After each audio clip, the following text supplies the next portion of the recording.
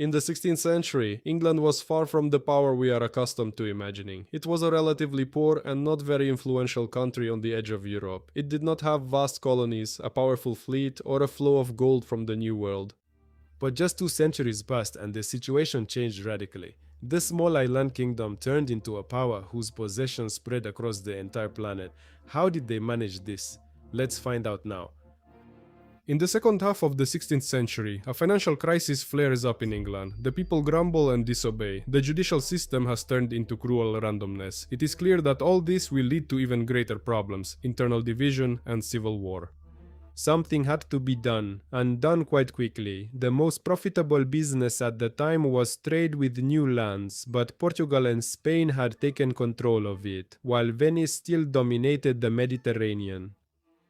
During this difficult time, the young Elizabeth ascended the English throne and immediately set about governing the country. Attempts to reach the rich lands with spices and jewels were unsuccessful. Colonies disappeared due to disease, hunger, or interference from competitors. England, finding itself sidelined from the world's wealth, decided to take a different path.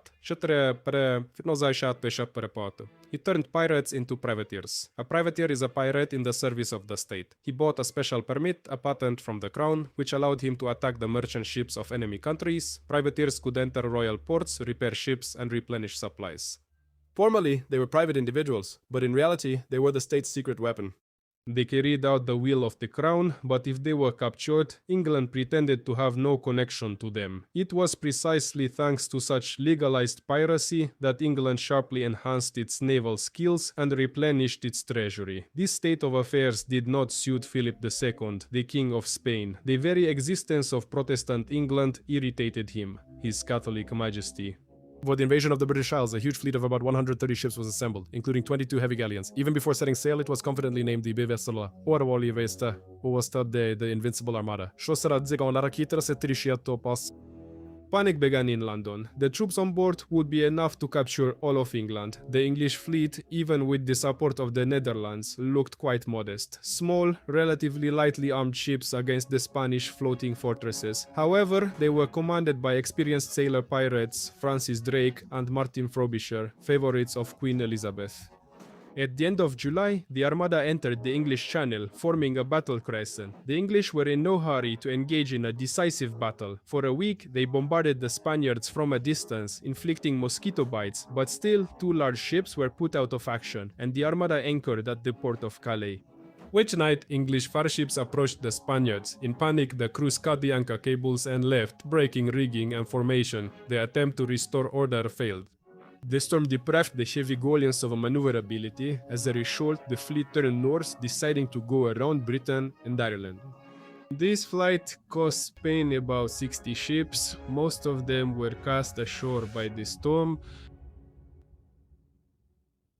While the Spaniards were counting their losses, Elizabeth decided to seize control over the spice trade and other goods brought from the east by inviting her favorite pirates, Francis Drake and James Lancaster, to lead the fleet of the newly established East India Company. The commercial activities of the trading corporation began with familiar and already mastered practices: looting, robbery, and piracy.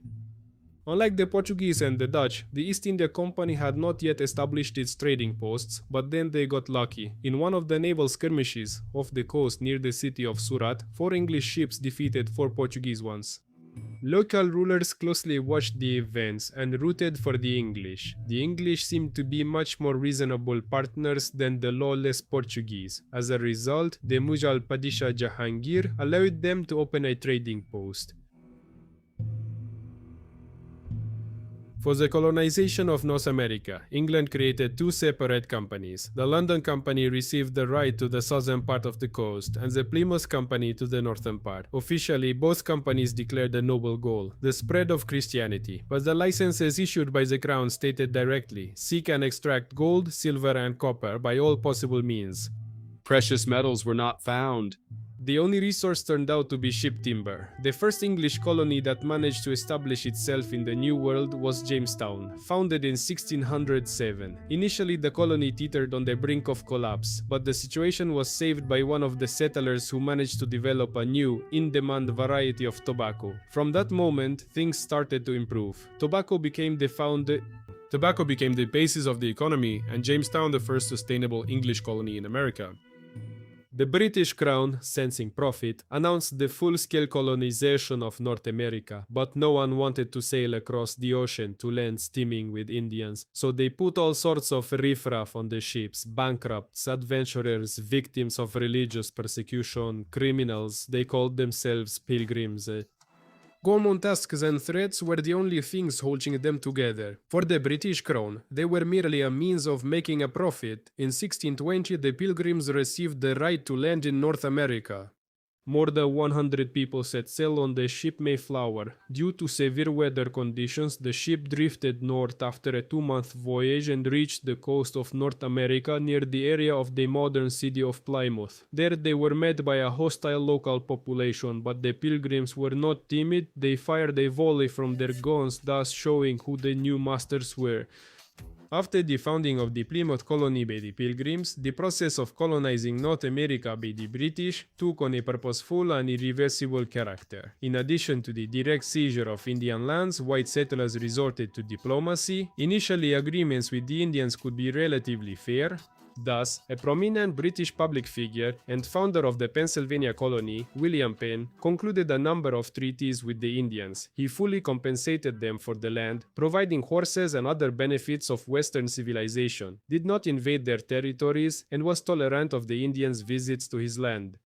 However, Penn's children began resorting to tricks, specifically when the agreements with Native Americans used an average distance in days of travel. The English measured it by sending their best runners along specially prepared tracks, seizing much more land than the Native Americans expected. Eventually, 2 English colonies emerged on the eastern shore of North America. The first southern slave-owning Virginia, settled by the dregs of society, adherents of the Episcopal Church and African slaves. The second northern cell of New England is Massachusetts, settled mainly by bourgeois elements, supporters of free labor, sectarians by religion, persecuted in their homeland. Southerners soon became known as Virginians, and Northerners as Bostonians or Yankees.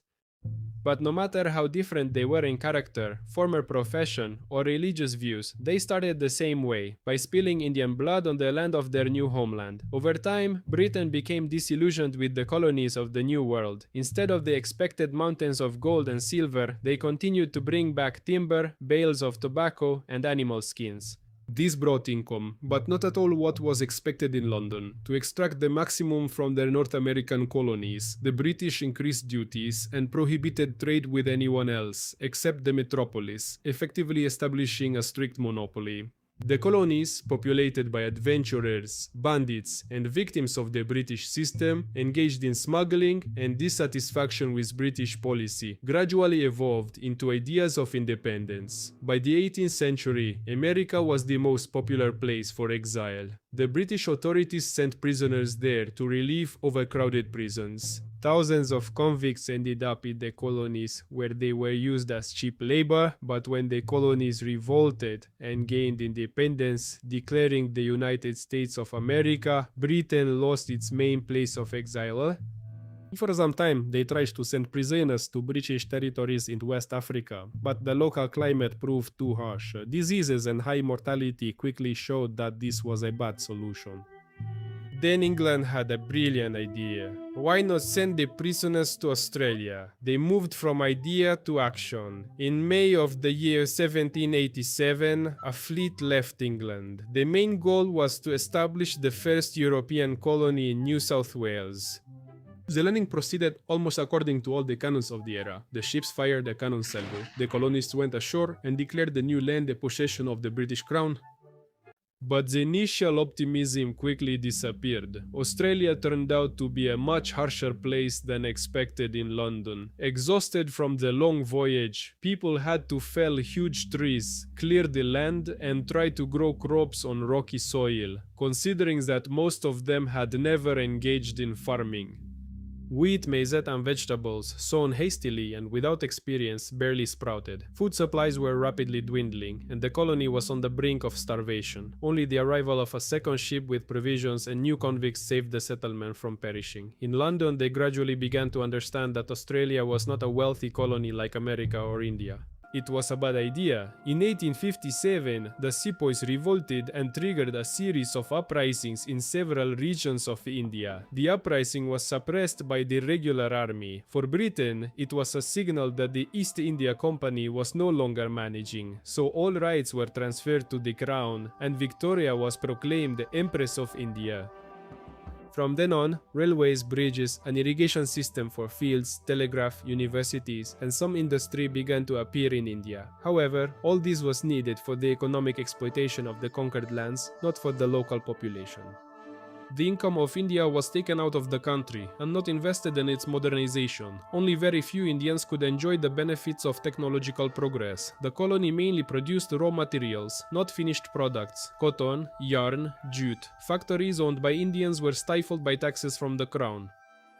In Bengal, the British noticed that the natives were very fond of smoking opium and became heavily addicted to it. Seeing a good business opportunity, the Anglo-Saxons began cultivating opium on an industrial scale. First, they flooded all of Bengal, then sent bales to Europe, but it didn't catch on there. They had to look for other markets.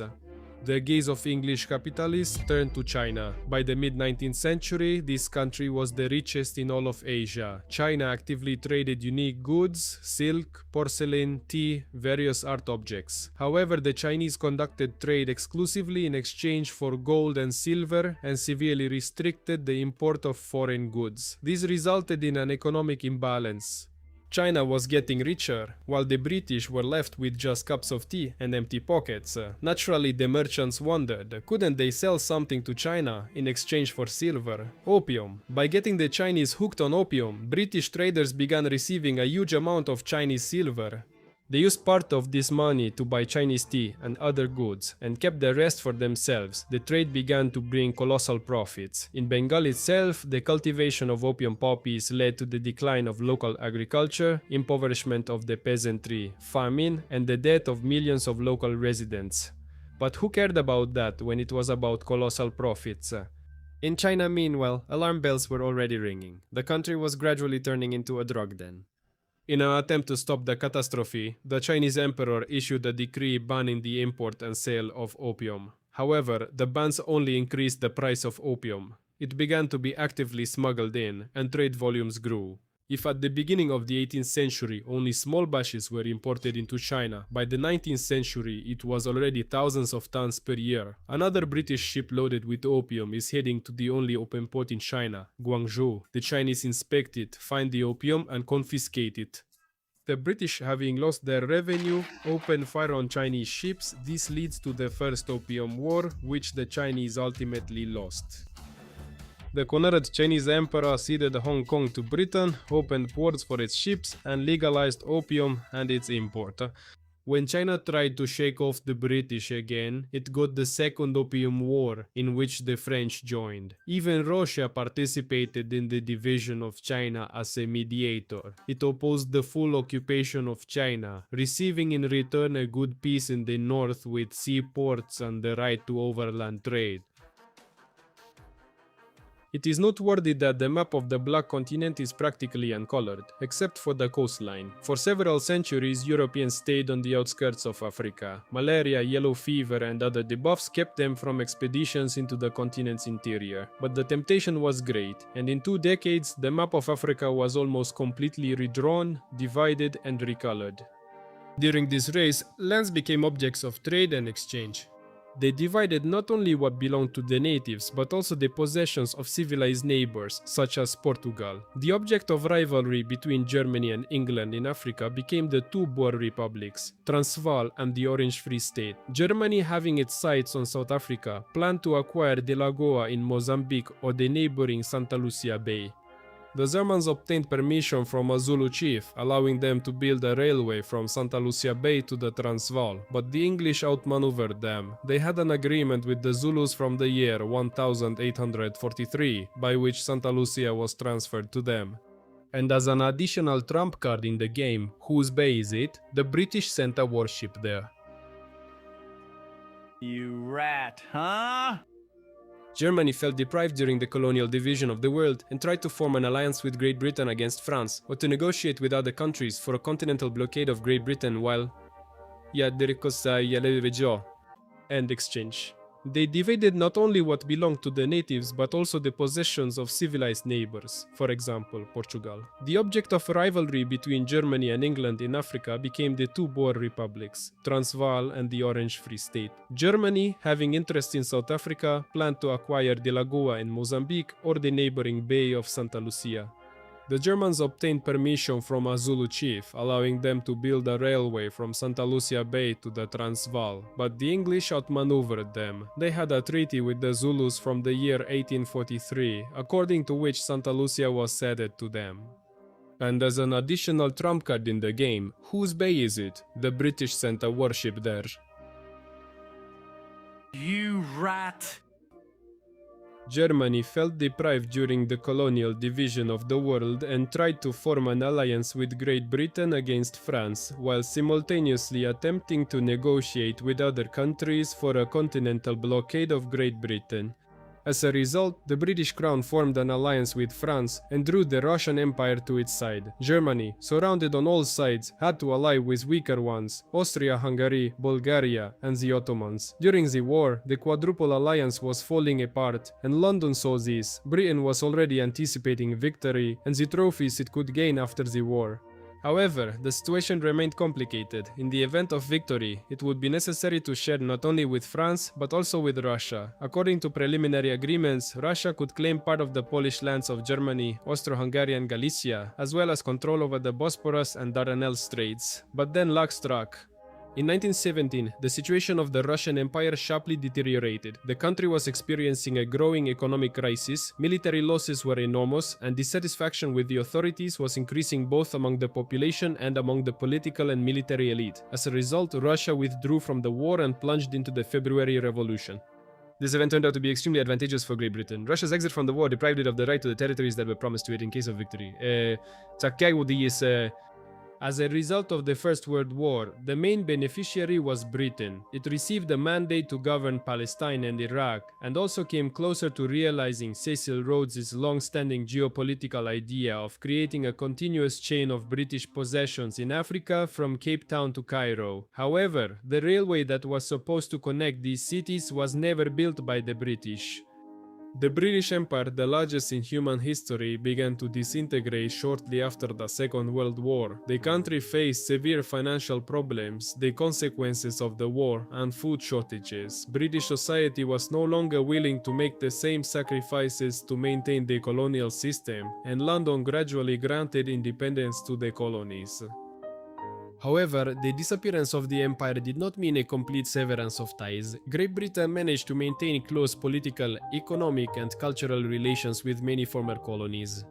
Some of them united in the Commonwealth of Nations, and countries like Canada and Australia still formally recognize the British monarch as their head of state today. In the 21st century, the United Kingdom continues to operate through a system of alliances and partnerships. Together with the United States, Canada, Australia, and several other countries, it participates in various international associations, striving to maintain influence in world politics. Therefore, some researchers believe that British influence has not disappeared, but rather changed form from direct colonial control to a network of political and economic alliances. In this video, we hardly talked about England itself, about what it was like long before the British Empire, about the times when there was no parliament, no gentlemen, and not even England as we know it. If you are interested in how England emerged, from the ancient Celts to the 16th century, I have covered this history in detail in a separate video. There is Celtic Britain, the Roman conquest, and the arrival of the Anglo-Saxons, who gradually changed the face of the island, and also the War of the Roses, one of the most dramatic conflicts in English history. And of course, it is impossible to talk about Great Britain without mentioning Scotland. This is perhaps the only country that for a long time successfully resisted English expansion and did not yield an inch of its land to the English. How the Scots managed to stand against a stronger neighbor and then unexpectedly take the English throne, I discuss in another video. It has just appeared on your screen. If you want to better understand how Great Britain itself came to be sure to watch. Thank you all for watching and goodbye.